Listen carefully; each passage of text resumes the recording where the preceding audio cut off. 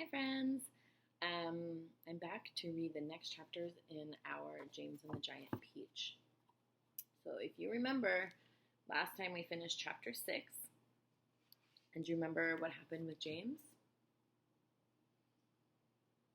Yeah, he dropped the things that the old man had given him in a brown paper bag. He tripped, he fell, and he spread them all over at the bottom of the peach tree.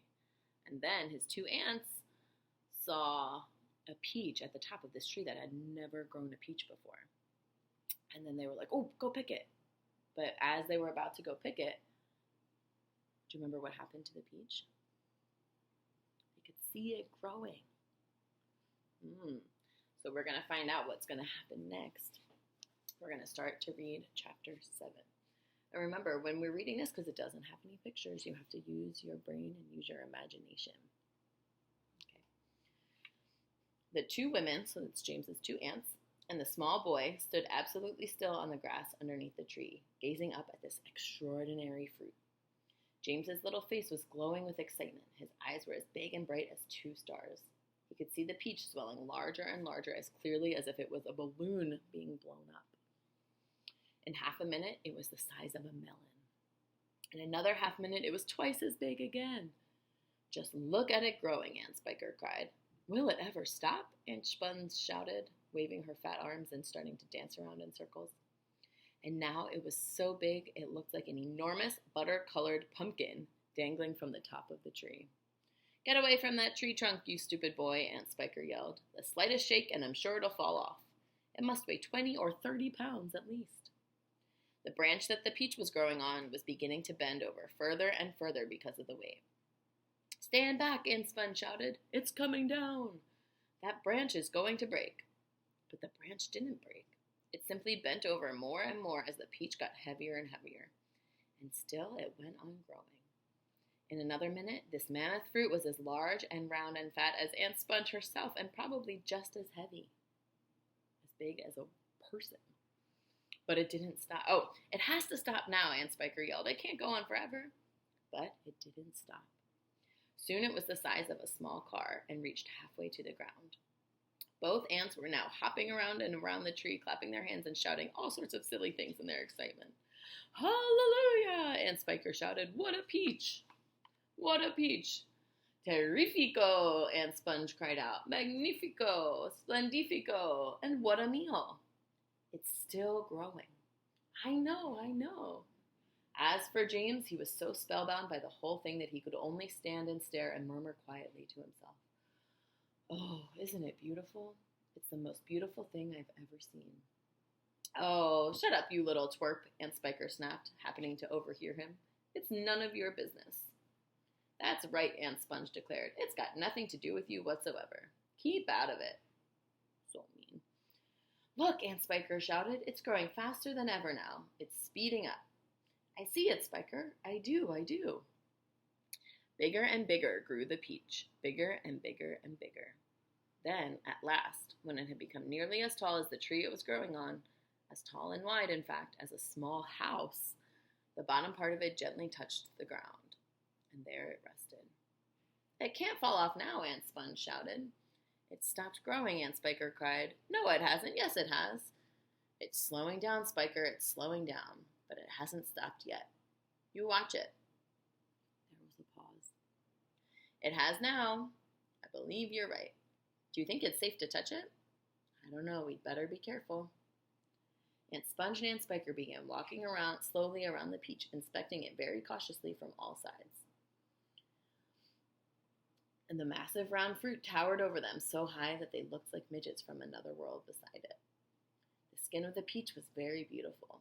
A rich, buttery yellow with patches of brilliant pink and red. Aunt Sponge advanced cautiously and touched it with the tip of one finger. It's ripe, she cried. It's just perfect.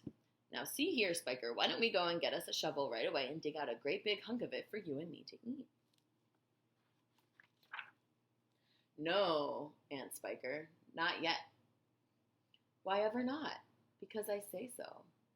But I can't wait to eat some, Aunt Sponge cried out. She was watering at the mouth now, and a thin trickle of spit was running down one side of her chin. My dear Sponge, Aunt Spiker said slowly, winking at her sister and smiling a sly, thin-lipped smile. There's a pile of money to be made out of this, if only we can handle it right. You wait and see. Now we're going to read chapter 8. The news that a peach almost as big as a house had suddenly appeared in someone's garden spread like wildfire across the countryside. And the next day, a stream of people came scrambling up the steep hill to gaze upon this marvel. Quickly, Aunt Sponge and Aunt Spiker called in carpenters and had them build a strong fence around the peach to save it from the crowd. And at the same time, these two crafty women stationed themselves at the front gate with a large bunch of tickets and started charging everyone for coming in. Roll up, Aunt Spiker yelled. Only 1 shilling to see the giant peach. Half price for children under 6 weeks old, Aunt Sponge shouted. One at a time, please. Don't push. You're all going to get in. Hey, you, come back there. You haven't paid. By lunchtime, the whole place was a seething mass of men, women, and children, all pushing and shoving to get a glimpse of this miraculous fruit. Helicopters were landing like wasps all over the hill, and out of them poured swarms of newspaper reporters, cameramen, and men from the television companies. It'll cost you double to bring in a camera, Aunt Spiker shouted. All right, they answered. We don't care. And the money came rolling into the pockets of the 2 greedy ants. But while all this excitement was going on outside, poor James was forced to stay locked in his bedroom, peeping through the bars of his window at the crowds below. The disgusting little brute will only get in everyone's way if we let him wander about, Aunt Spiker had said early this morning. Oh, please, he had begged. I haven't met any other children for years and years, and there are going to be lots of them down there for me to play with. And perhaps I could help you out with the tickets? Cut it out, Aunt Sponge had snapped. Your Aunt Spiker and I are about to become millionaires, and the last thing we want is the likes of you messing things up and getting in the way. Later, when the evening of the first day came and the people had all gone home, the ants unlocked James's door and ordered him to go outside and pick up all the banana skins and orange peel and bits of paper that the crowd had left behind. Could I please have something to eat first? He asked. I haven't had a thing all day.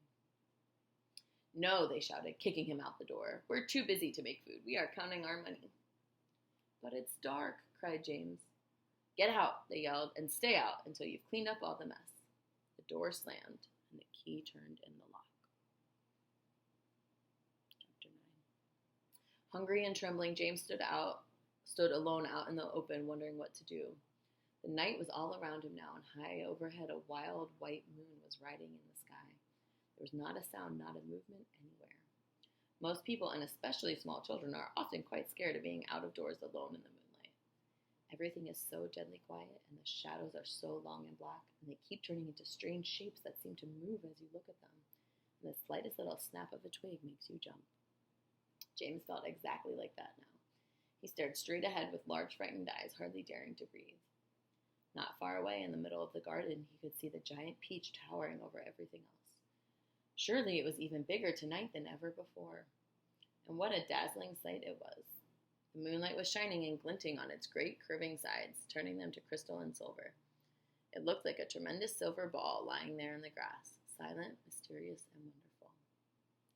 And then, all at once, little shivers of excitement started running over the skin on James's back.